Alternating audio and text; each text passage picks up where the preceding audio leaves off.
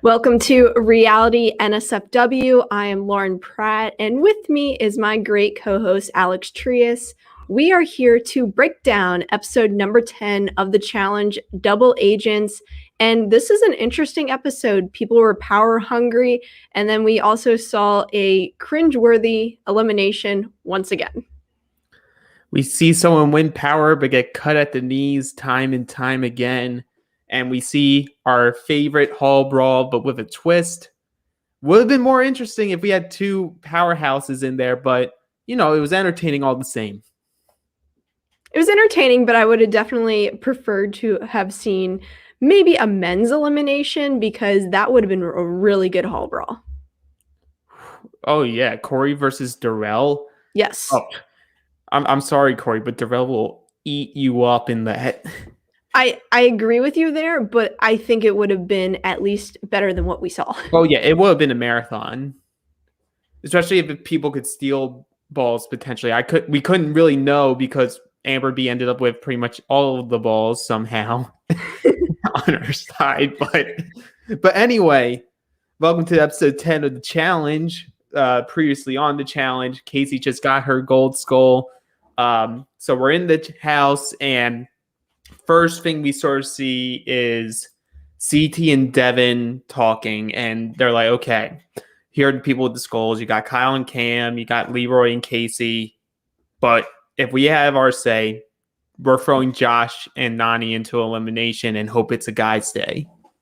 Here's the issue. Where in the world do they think they have these numbers? Everyone there is somewhat part of the Big Brother Alliance except the outlier people, which include Nam, CT, Devin. I don't know where they must not be great at math, because if I'm adding up the different numbers that are also involved with various partners, they don't have the house votes. I feel like they had a flawed logic of past seasons where it felt like if you were put in the power position and you were the safe team, that essentially whatever team you wanted to be thrown in there, it would get done. Even if there was coexisting alliances, more times than not, your will would be the way of the house.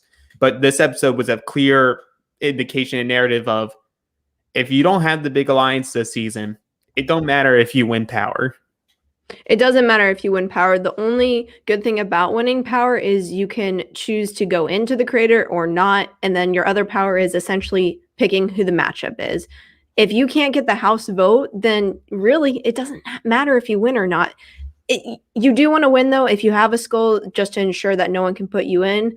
And then you also want to win so you can put yourself in to get that skull. Other than that, it's really not awesome to be the double agent unless you have those numbers and then are therefore able to make a power play in the game. Absolutely. At that point for Devin, it was good for him that he was safe. Sort of hurts Gabby by being too paranoid of even thinking that it could be a guy's night. So Gabby, and then puts Gabby into a nerves of the sense of, oh, I don't want to go down there anymore. Even though it was clearly the right decision for her to choose to go down there and not put someone else in there and blindside them. At the end of the day, Devin still gets what he wants, essentially not putting himself in jeopardy. Yeah, but at what cost? I know he's, at this point, I feel like he sort of realizes he's public enemy number one. Doesn't matter what he does, really. He just wants to shake things up because he knows his time's coming. Right, absolutely, because he's definitely going to be one of the guys that people select to match up against. Him and Josh are probably the key targets when it comes to people wanting to steal from. Mm-hmm. You know who else's time is coming in a little bit of a turn of phrase? And that's Fessy. Fessy's long game in pursuit of Gabby has finally paid off, and they get the kiss because he was introverted before. I don't know what Gabby was thinking, but she definitely took the bait. I get it. We're only seeing an edit of somebody, so we don't really know what their conversations have been like in the house. And that moment, I'm not really sure what the chemistry looked like. That just didn't seem to be a comfortable kiss. I feel like it was more of, I feel like they know what's going on there. Like, they both are like, we both find each other pretty to look at. We look nice. Let's, we're in the house. Why not? But I do see Fessy's point of, well, at least like let me gain favor with someone who I think, if she does get a skull, could be a better competitor in a final with me than Anissa. I get that, but do you ever picture Fessy and Gabby together? It's a no for me. Well, his type is short white women, so she fits those boxes. She might fit his boxes, but I don't think Fessy checks all of her boxes. Well, it's the challenge house. People are going to have fun. Good for them, I guess. But anyway, I just wanted to throw that there because it was in the episode. We got past it. And the last thing we sort of see before we head to the mission is part 1 of the Nam and Lolo's story for this episode. It's been going on for several episodes of them pretty much repeating their fire and ice. We're both passionate in different ways, and it just conflicts. It doesn't mesh well together. We don't think we can really be working together anymore. We want to go in. We don't want to go in. There's different things. They just do not connect at all. I thought we saw the full breakdown of the meltdown in previous episodes, but this episode in particular, the breakdown, the meltdown came full circle because I didn't think it could get any worse, and it absolutely did. Well, everyone's been saying across like all platforms that, Lolo's very emotional. She can get crazy. And we haven't been seeing that. But I feel like when you're in that challenge house and you're isolated from everything else, like, yes, you get your little FaceTime call with someone once a week or whatever. But you're essentially, I feel like she's continually feeling alone. And despite her being hypocritical towards Nam about him being stubborn, him not bending and like finding common ground, she's also not doing that. But maybe they both think that they are trying to do that. And I feel all that's just making her feel more and more alone. And when you feel like that, you're going to get more emotional. They are one of the worst partnerships I've ever seen on the challenge. And on paper, you would think, oh, these people would beast anything. But they just don't mesh. And when you don't mesh, it doesn't matter how strong you are or how smart you are. It's like, if you can't get along with each other, it doesn't matter how skilled you are. They're probably 2 of the best athletes out there, and they haven't won shit. They haven't shown up. They haven't been able to communicate on any mission with each other. Nothing. And that's just troublesome for them because they're right. No one really is going to want to throw them in there because who wants to go against those 2 strong people in an elimination? Absolutely. And you can see it there. Like everyone's like boxing them out for that exact reason. No one wants to go against Nam in an elimination. None of the females want to go against Lolo in an elimination. So they're like, sorry that you feel bad. We're not going to help you. Just accept it or win. Yeah, win. Yeah. You're on the challenge. If you are expecting people to vote you in because you want to be voted in, you thought incorrectly because that's not how it works. And people have said time and time again, what do people expect us to just hand you a bone, let you go in, get your skull, and let me sit on the sidelines and watch you do it? They're not going to do that. Well, unless it's convenient for them. Like tonight with Amber M. Unless it's convenient, but I'm talking about the heavy hitters. Oh, yeah, of course. And then lastly, before we hit the mission, we have a very brief moment of Amber B talking with Big T about sort of regretting not going down to try to get her goal. She still thinks she made the right decision because it got Teresa out, and she feels maybe she couldn't have. But at the same time, she's like, having little buyer's remorse. I could have maybe gone down there and got my skull. Good storytelling because we know what happens later in the episode.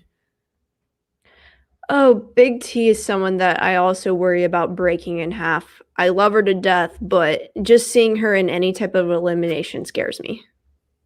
I think she could have lasted against Amber M. That would have been a weird hall brawl. That would have been a weird, yeah. I don't know how the outcome would have been. I still think Amber M probably would have pulled it out some way, somehow. But I just worry when Big T has to go into an elimination, especially if it's a physical one. Mm-hmm. Well, it's now mission time, and the mission time is Operation Black Sand Ops. And there were 100 torches behind TJ, and underneath each of those torches, buried underneath, were puzzle pieces. You had to find your 10 puzzle pieces and each team was assigned a color. And if you didn't find your puzzle pieces, you could rebury pieces to make it harder for people, or you could let them know that their puzzles are there. Once you had all 10 and got them collected to your platform, there was a key of a totem puzzle that you had to set up. First person to create their totem puzzle wins. Very straightforward challenge, but I feel it's the straightforward challenges that I find more interesting. I'm a fan of any type of endurance challenge because you're able to test yourself physically and mentally, because then you have to solve a puzzle at the end, such as they did in this one.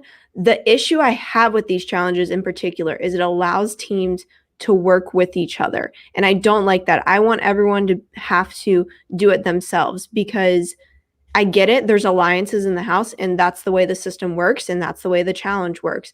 But I don't think that people would excel as well if they didn't have other people assisting them along the way. And normally I would agree with you, and maybe it's just me being results oriented here, but with who wins this mission, they didn't have any help. In fact, they had the whole majority of the teams reburying their puzzle pieces to try to make it harder on them. But they found a way to win. So I find that like an even more impressive win, with the fact that people are able to help each other. The win is completely impressive because they had everyone going after them. They had no help from anyone. The issue I have is the team, Josh and Nani, who ended up being in the lead, they wouldn't have been anywhere near there if they didn't have other people, when they dug up their piece, yelling at them to go and collect the piece. Yep. That's where my issue lies. Yeah, of course. But that's why you have the puzzle. The puzzle's the great equalizer. Yeah. So instead of talking about every step through step of what happened, I sort of want to talk about the strategies that people had. So you did have the big brother strategy of, we're going to dig, but if we see someone that is on a team that we are working with and we wouldn't feel bad if they did have the power, we would feel safe, we're going to call it out to them so that we help each other out. Yeah, Kyle and Cam sort of going the approach of, okay, we'll do that, but let's also start at the back while everyone's at the front, work our way down so that it'll be less of a struggle as we keep going and we get more tired. See, that strategy is a good one if people didn't think of then burying the pieces back. Because if people are at the front digging up, they're just going to move on to the next hole. And if they didn't bury those, that's an easy cleanup for you, having to start in the back, then go to the front and collect those pieces more easily. However, most of the teams were very smart in this daily, and they did a good job with thinking, I need to bury these pieces so no one can find them. Well, they were smart, but they were dumb at the same time, because the only pieces that they were reburying were Devin and Gabby's. And that gets to the third strategy you had of Devin and Gabby. They were having a hard time finding their pieces, to the point where Devin suddenly gets light bulb over his head, like, let's just look for places that were obviously reburied. That's probably where our pieces are. And then they catch up fast to Josh and Nani and CT, Big T, and Corey and Amber M, who are also down starting to solve their puzzle. You have to give Devin credit there. He thinks outside of the box, and that's a brilliant play on his end, because he knows people are burying our pieces. It's obvious. Mm-hmm. And the fact that he points it out, let's just go to the areas that have already been somewhat covered up, and then you can tell that they've been dug up on other people's ends. He's a smart player. Yep. So what I found interesting, and I thought they would have done this, was, since this is a marathon, not a sprint type of competition, just because of how much digging you have, I would have been, as I'm bringing in the pieces, solving it and then going back out to get the next one. Like, if you didn't have to be together to dig, have one person like sort of solve it and then come out and help, come back, keep solving, so that you have it already set up where you needed to go. And you could you can break it apart after you solve it so that other people don't catch on. But you could have saved yourself so much time if you solved the puzzle as you were digging. That would be a fantastic strategy, and I don't think it was said anywhere in the rules that you had to have every single piece in order to start solving the puzzle. So it would have been interesting to see if a team actually would have went through with that. I will say what I think was really dumb was Josh and Nani knew that they had such a big lead, and they chose not to go look at the key right away. I think you go look at the key immediately once you have all your pieces. It looked like looking at the key after the fact didn't even help them, because by the time that they were looking at the key, they should have had their pieces already somewhat made and been able to realize, oh, okay, this goes here, this goes here. There's a V on the bottom, obvious nose, mouth, and eyes, and then it's the hat at the top. But you had a lot of people going in and go, okay, I'm going to memorize the bottom four. I'm going to memorize the top four. And then there's the two pieces on top that are obvious. And that's how Devin and Gabby end up winning and become double agents. It's a great strategy because it's way too difficult for each of you guys to remember all the pieces, especially because it's cold out there, your brain gets all flustered, and I forget who said it, but as you're moving pieces around, you get confused with which piece actually goes where. So I think that strategy is great. Yeah, and one last thing we get out of this is Nam and Lolo were falling behind. It was them, Fessy and Anissa, and Kyle and Cam that struggled the most, but we do see Nam reference having a lot of lower back pain during the challenge. Yeah, and I think by them pointing it out, it's going to come back in a future episode because otherwise they wouldn't have said anything about him having back issues. Exactly. Like, that's me just thinking, okay, stick that in the back of my head. Remember that because it's going to come up, whether it's a medevac or it's going to come up in an elimination and his back acts up. And that's how he gets out. Because you look at Nam and you think, any of the eliminations we saw, he should have a decent chance of winning any of them just from his size and his brain. But he's a smart guy. So I would trust him to be able to win any of them unless he was injured. Right on, because I will say too, just to piggyback a little bit, at the beginning before that challenge started, I was actually dying laughing with those two interviewing together. The fact about them having to go work with each other in a challenge. At least, here's the deal. At least they admit that they both suck at working with each other, and they try not to bicker, but it's never gonna work. And we saw them too. They were kind of just lingering around towards them. It didn't seem to have any type of urgency. Lolo was walking at one point, Nam was walking at one point, and I know that's because he was hurting, but at one moment they just seemed as though they felt out of it and they just stopped trying. Yeah, it's like it's the complete story of them just falling apart, but this episode in particular bursting and sort of exploding at this point. It's been bubbling up, and the pot finally boiled over, and now you can't put the lid back on top. But we're going to see more from that after we hear a word from our sponsors. Winter's here and it's crazy cold outside. But what you don't know is you should still drink more water. By the time you feel thirsty, it's too late. You're already dehydrated. You can't focus and you feel tired. Drinking enough water is critical for a healthy lifestyle that you're trying to maintain. It increases your brain power, boosts your productivity. It can prevent headaches and it'll increase your focus. Not only that, it improves your skin and mood, and it can help with your digestion and give you energy. Wow, it also prevents bad breath and can help you lose weight. But how much water should you drink each day? 10 cups? A gallon? The good news is that it doesn't have to be so complicated. That's why I start my day with Hydrant, because Hydrant helps you hydrate faster. Hydrant has created a refreshing electrolyte powder that you mix directly into water to more efficiently and effectively hydrate your body. It hydrates you quickly and keeps you going for longer. Each rapid hydration mix has the 4 essential electrolytes that your body needs: sodium, potassium, magnesium, and zinc, and it packs a punch to help your body hydrate fast and stay hydrated.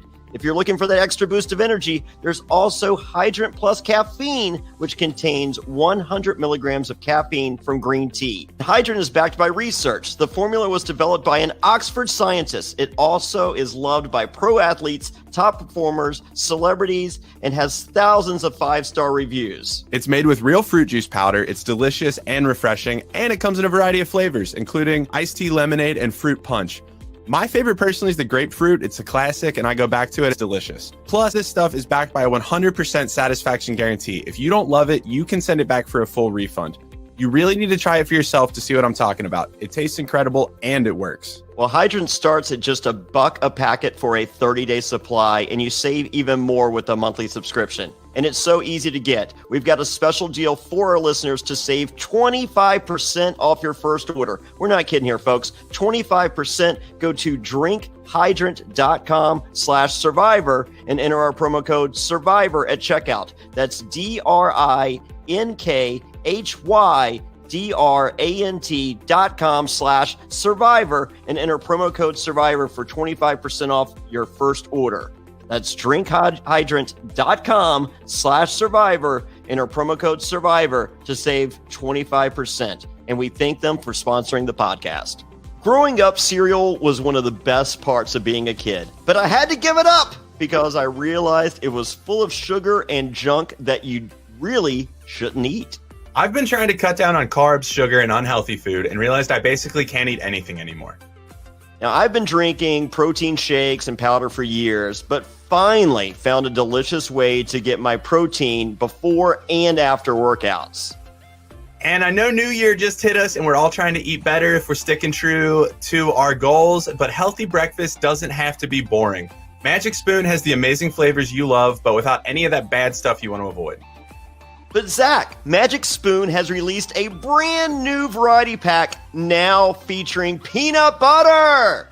Nice! They released peanut butter as a limited edition flavor in 2020 and it's sold out 3 times.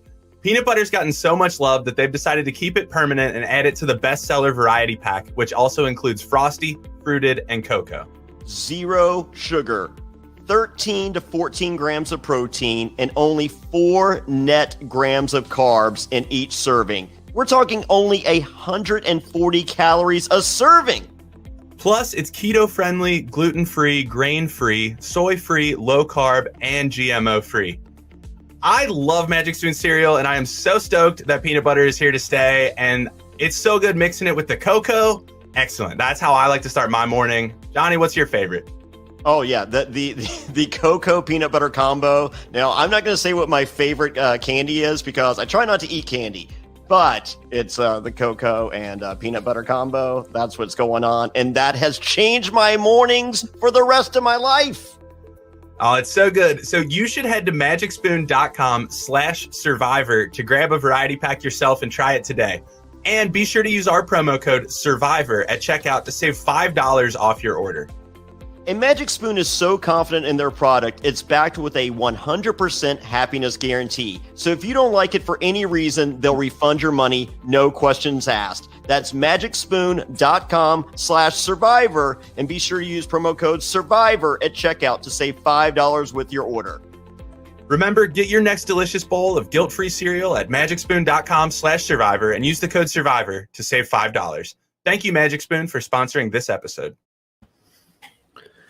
Okay, and we're back. Devin is still power hungry. And guess what? When he has power, he's even more annoying. Devin, oh man. This episode with him in power, it's going to happen because that's just the person that he is. However, sometimes it's a little over the top, especially in this scenario, because I think at first going into, the igloo, the club, he thought he had the votes to get who he wanted to go in, and then slowly he realizes, oh my gosh, I barely have anyone that is on my side. And I think it wasn't going to change anything whether he simmered down or not. He just wants to be the king guy, and in that situation he didn't have people coming and clamoring to him trying to pitch their case. No one gave a fuck. Yeah, but he at least got to have his sign saying the Big Brother Sucks VIP lounge, so he had that. So maybe he gets one little win out of it.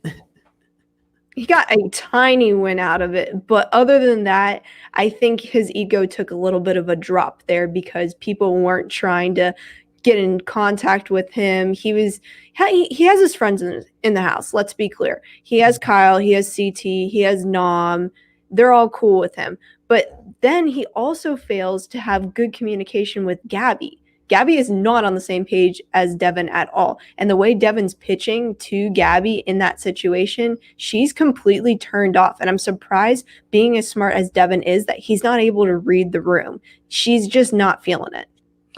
I feel like once again it comes with having power again, and he's power hungry, and his mind's solely on getting revenge, which isn't a good trait for a game player to have. Like he should have been able to. He's a smart guy. He should have been able to read the room and figure out, okay, it's most likely going to be a girl's day, but it could be a guy's day. So let's maybe try to help get an easier overall team in there, so that if Gabby realizes it's a girl's day and goes down, fine, she can go down. But if it ends up being a guy's day and she does this and we get fucked, at least put a weaker guy or a weakish guy down there with her, so I have some sort of chance. I get that, but at that point he had to know he didn't have the votes. It wasn't even close. Everyone was against Devin at that moment, and even him coming in with his beer, sitting down, putting his feet up, Kyle and Cam sitting next to each other, and then you have Josh that trickles in, and thank God we did not see a blown up argument. Big T, you are the savior. Thank you for telling them we don't want to see it again, because I don't want to see it again as a viewer. The fact that everyone in that house except for Josh was done with Josh arguing with people. If we're talking about Devin needing to read a room, Josh also needs to read the room. Like, he thinks that he's being jokish, but everyone knows when he's doing that, it's him being pissed off as well. So it's like, okay, buddy, just cool your jets. The fact, too, that he said, I'm sober right now. Okay. If you have to say you're sober, you're not sober. Yeah, that's an excellent point right there. And I commend Devin for picking up his drink, walking out of the room. We didn't see a massive blow up, and us as fans, I'm thankful for it. Yeah. So essentially the main things we have going on here is Gabby's having this inner fight and outward fight with Devin about wanting to go down and get her skull, because you don't know how many opportunities you're going to get, which is a good mindset for her. Honestly, from a Gabby perspective, she shouldn't care how Devin feels about this. She's smart. She can read the room. She knows that Devin is persona non grata in this house. Like, the first chance anyone gets to throw him down there, they're throwing him down there. So go down there. If it's a guy's day, you become a rogue agent, and you most likely get a partner that's more at ease with the house. Or you go down there, it's girls' day, you get your skull. If they put a weak person in there for you, things go your way, you get your skull. Cool. Now you both have skulls, and everyone's still going to be targeting Devin before they target you. Yeah, and to be clear, she doesn't really need Devin at all, because if she decides to vote herself in, what is he going to do? Essentially, if it's a tie, we haven't seen what a tie break scenario is, but in most challenge seasons, that's the team that ends up going in if they cannot make a decision and be on the same page. So she had it right there. She could have voted for herself and saw what happened. If Devin tried to go against her, well, because they're probably going to go in anyway, because TJ doesn't like ties and wants people to actually have a backbone and make a decision. Now, we don't know how the tiebreaker works in this season in particular, but that is my guess is how it would go down. Honestly, I think if Gabby said that she wanted to go down, Devin would have reluctantly agreed. That was the point that he was at by the time they finished all the deliberation and saw the revealed vote. It sort of seemed like he was sort of bucking down to, okay, whatever, we can do that. Unless you feel it's not good, then here's a couple names that aren't on your list of absolutely not. You could see that too, because once they saw who the compromised agents were, he literally listed basically every single girl or partnership in the house. He went completely down the line because he said, if this isn't going to work, maybe this person she'll bite at. Yeah, absolutely. Two people, though, that we should be giving credit to tonight for outcomes that happened, even if they didn't get the benefit of those results, was Nani and Corey. Corey for essentially pushing into Amber M's head, like, we both need to get our skulls. We might as well go down now. Like, they're going to pick us anyway. Let's just say we want to go down, and it, like, you know, whatever. If it's my time or your time, go down, try to get it. And then you have Nani going, I'm thinking Devin hates me and Josh, mainly Josh. He's going to throw us down there if we're not the house vote. So let's just make the house vote Amber M, and I get the benefit from having to go against Amber M. It's never that easy, Nani. It's never that easy. And I will say, too, in terms of Amber M, she knew eventually she was going to have to go in. Might as well do it now. You've been on the season long enough where you've either made a statement for them to bring you back or they're not going to bring you back. You don't ever want to go if you're a rookie in the first week or so, because then you never know if you're going to get asked back. But she's been on the season long enough where their casting will be able to make a decision. Do we want to see you again on the season, regardless of what you do in an elimination? And I think we get that from Amber M. I think she is among the rookie class. She's someone who will come back. I think they liked what they got out of her. They liked her confessionals. They wouldn't have used her otherwise. If they didn't like her, she would have been purple the entire time. Exactly. And I think maybe she might want to, get a little bit stronger. I don't know. I feel like if you've put her in the right place, she could be like not as bubbly as Big T, but in a Big T like position of being able to weave amongst people. You have to be able to deliver on every single confessional, and that's something Big T is fantastic at. And you get better as you go. More seasons that you're on, you figure out what production and what the producers are looking for in a confessional. Because as we've said before, if you're not that interesting, you're talking about what's going on in the challenge. Mm-hmm. Then we already mentioned about the whole Devin not having power. Nani and Leroy sort of make fun of that. But we then get this last scene before Deliberation, and it bleeds into Elimination of Nam and Lolo essentially pleading with Casey, turn the Big Brother Alliance onto us, make us the house vote. We cannot work with each other anymore. We need to separate. Even if one of us loses in elimination, we just need to go in. I think Casey was trying to hold back laughter, because I would. How stupid would that be? Why would I want to break up a team that doesn't like each other? Mm-hmm.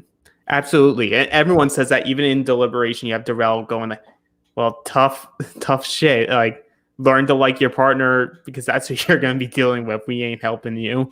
But so this blows up. This is when the really bubbles over, and then they get to start screaming at each other about how much this situation sucks and that they don't want to work with each other anymore. And everyone's watching this, and to everyone else, they're like, that's fine with us.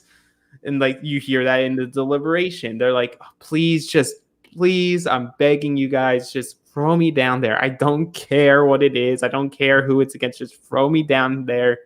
So one way or another, me and Nam separate. The only people that Lolo and Nam can blame is themselves, because they picked each other on day one. Tough luck. Yep, they picked each other. Everyone at the beginning of the season was like, how could no one pick Nam and Lolo? See, now you know why. We're starting to see it. Unfortunate. I think both of them separately could be very strong competitors, but in this particular season, them working together just ain't it. Future rivals. Future rivals. Oh, it's right there. It is. It's got to be. Yeah, so I also love in the Deliberation, I'm not going to talk about Deliberation because we sort of spoke on all of it. The one thing I really enjoyed was Nani started going, so we've heard a lot of names are volunteering, Amber M, and says no other name. Directly beamed right at Amber M, because at that point, Nani's still thinking if Amber M is the house vote, that she might have a chance to be selected to go in against her. Everyone wanted to go against Amber M. Why wouldn't you? Yeah, exactly. Also love Darrell's line of, I don't know what Corey fed her, but he obviously just wants a new partner and go rogue.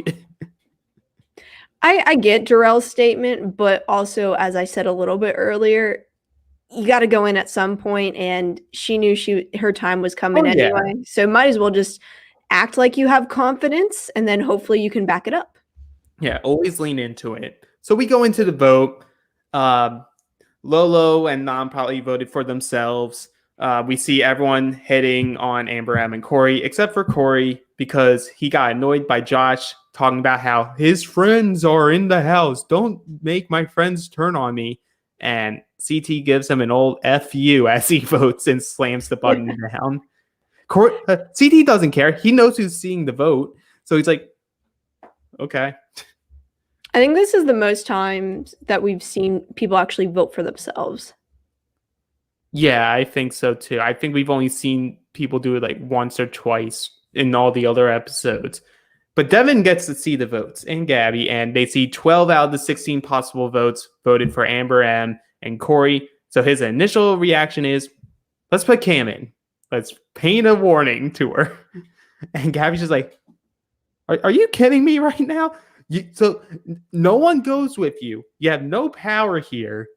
And your answer is, let's piss off the strongest people who are guaranteed to come back into the house. Why would you want Cam coming into the house and literally screaming at you and freaking out on you? Yeah, despite Cam saying, use your power to mend fences, we know Cam's vindictive as well. She may not shout at you the entire time, but she's plotting your demise the entire way. I think we would have seen Amber M go out on a stretcher if she won against Cam in the hall brawl. Honestly, I think she would have been in better shape. I think Cam would have just picked her up, put her on her shoulder, and just kept moving back and forth. I don't know. I could just see Cam going like a truck and just plowing. Yeah, if you had thrown Cam or Casey or Anissa or any of the women that Devin suggested, that was going to be the outcome, except for Nani maybe. But I think not, as Nani says, when she sees a hall brawl, she gets excited. Nani would have done well. I think anyone. I think she would have done well. Essentially, Amber M was going to lose to pretty much anyone in this list. Maybe Big T she beats, but we will never know. Thankfully, because I don't want to see what that. An elimination that would have been, Big T versus Amber M. My goodness. But yeah, so the only thing that we hear though is when he mentions Amber B, Gabby says, I don't want to do Amber B, mainly because she gave me at least the benefit of telling me in advance it wasn't going to be me, or if it was. And I don't have that. I guess she didn't have that opportunity to do the same, because I think it would have been very easy for her to go to Amber and be like, hey, there is a possibility that you're going to go down there.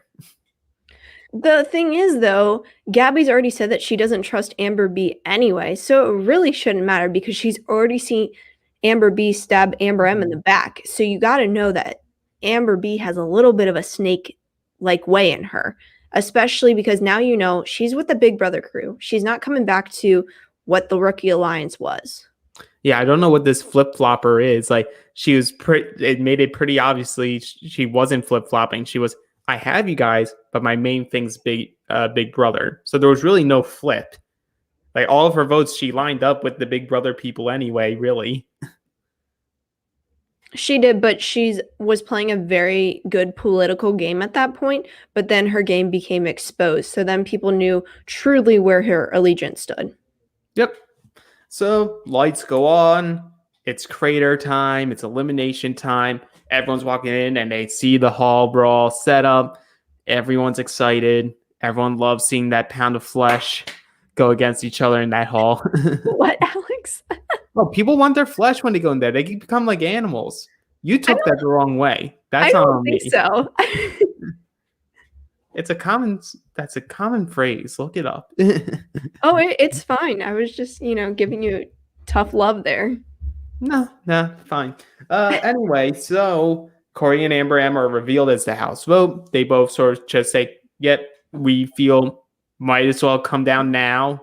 We don't know when our next chance will be. TJ respects that, and he respects it a lot. I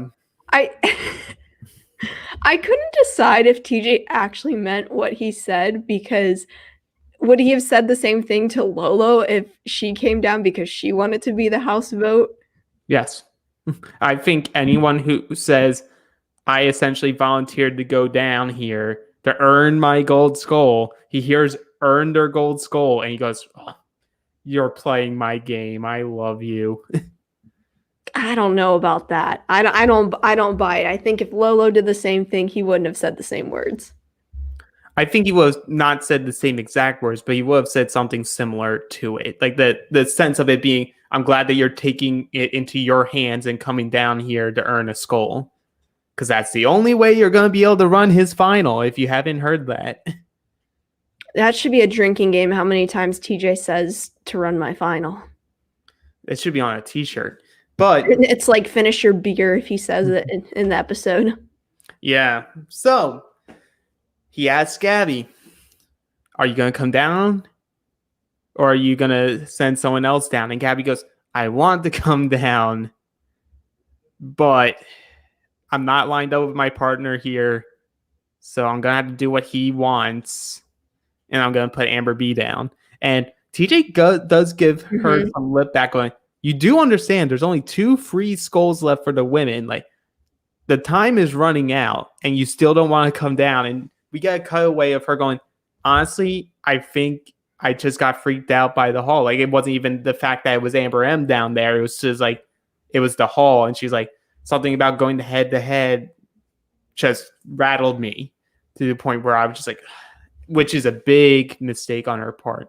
She's a fitness trainer. Like, she would have handled this easily. Huge mistake on her end. And TJ really wasn't letting up. Sometimes he, makes a little side comment and then ultimately lets it go. But I think he was really pinging Gabby there saying, listen, there's only 2 skulls left. What the heck are you doing?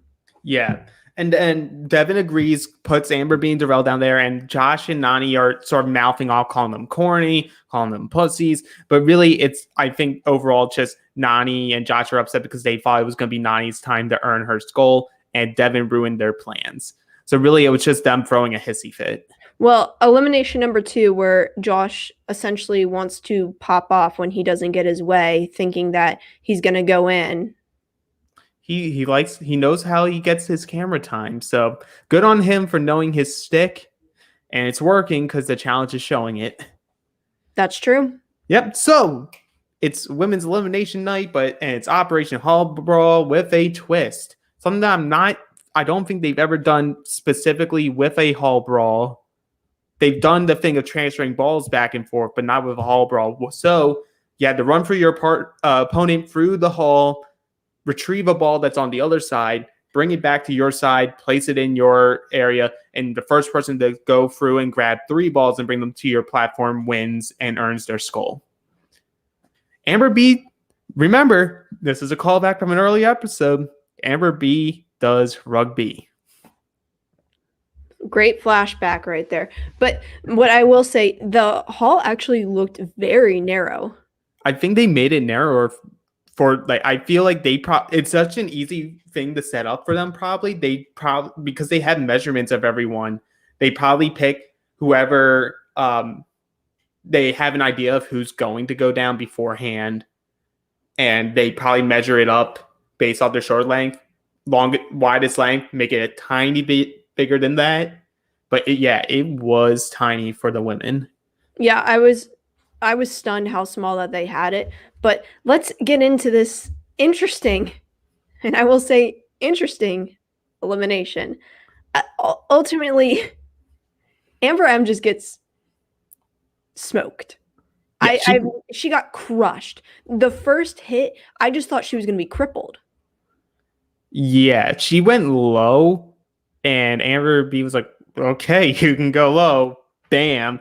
And she hits Amber M so hard on the second time through that Amber M forgets the ball and just runs through without a ball.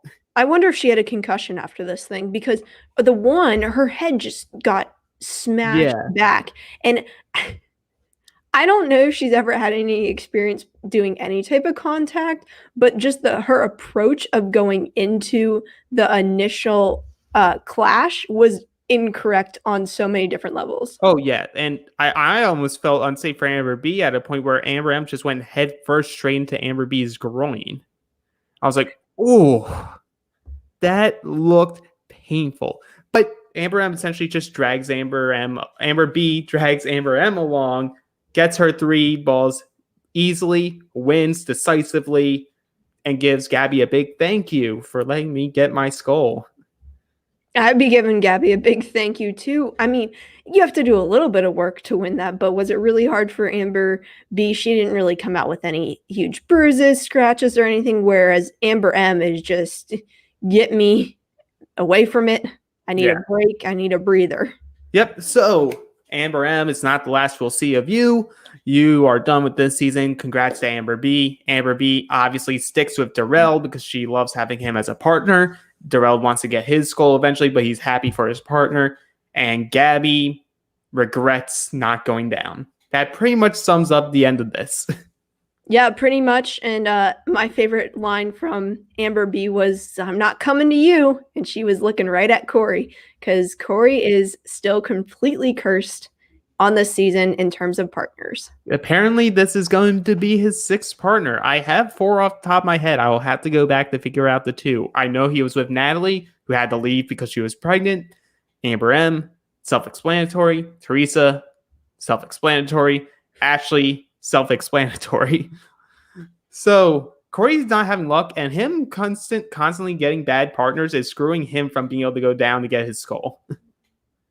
Yeah, Corey's just having a rough go so far this season, but we'll see what happens after he's done being the rogue agent. He knows that he doesn't have to compete in the next challenge, and he gets to sit back and relax, which I'm sure no one wants to do because then he does not have any opportunity to go in and get himself a skull. Yep, and we see heading into next week, CT's continuing his conversation of no one's going to let me go in unless I win myself, and we see a security breach pop up at the elimination. So there's a lot of things that are coming up. We might even see a Lolo quit. We know she's going to at least have a meltdown.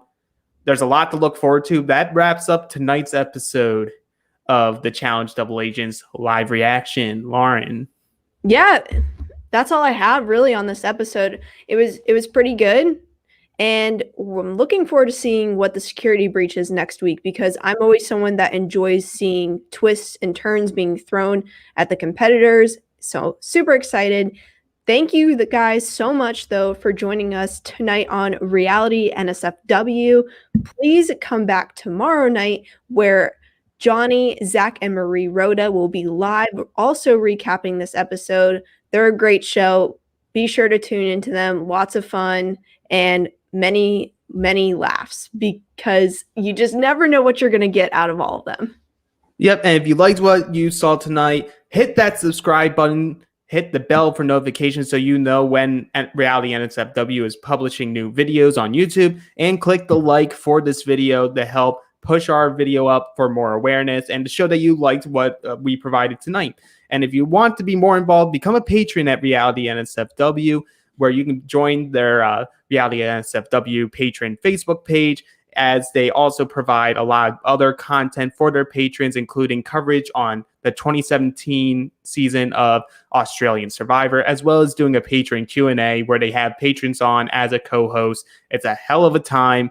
It's a great community. Please join. But until then, we're out. Now that the holidays are over, it's all too common to set health goals that never actually stick. New Year's resolutions of the past, we're looking at you. And when it comes to eating better and consuming less sugar, let's be honest, most healthy snacks don't taste very good. They don't fill you up, and they certainly don't satisfy your cravings. This episode is sponsored by Monk Pack, who makes snacks that taste like our favorite sugary treats, but with less than 1 gram of sugar.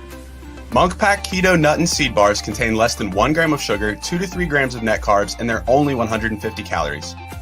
They're great for anyone following a keto lifestyle and the perfect snack for anyone who is trying to eat better or cut back on sugar and carbs without sacrificing taste. Yeah, that's so true. I'm personally not a keto eater, but I love these nut and seed bars. I try to have one of these always on me for a snack because I'm usually trying to train for a new running distance I'm trying to hit. I think 2021 is going to be the year for my first full marathon. And I think Monk Pack Keto Nut and Seed Bars are going to help me get there because they're giving me the energy I need and the nutrition I need to make those health goals possible. Wow. Monk Pack Keto Nut and Seed Bars have the perfect balance of sweet and salty, a crunch from whole nuts and seeds, but still manage to be soft and chewy. How do they do it? They come in delicious flavors like sea salt dark chocolate, pecan almond, and my favorite, no contest, love these so much. Game changers, if you will, the peanut butter dark chocolate. So good. They're perfect for a quick snack to satisfy your sweet tooth without any guilt. Enjoy Monk Pack Keto Nut and Seed Bars as a quick breakfast, while running errands, or after a workout. In addition to being keto-friendly, these bars are gluten-free, plant-based, and non-GMO. So with no soy, trans fat, sugar alcohols, or artificial flavors.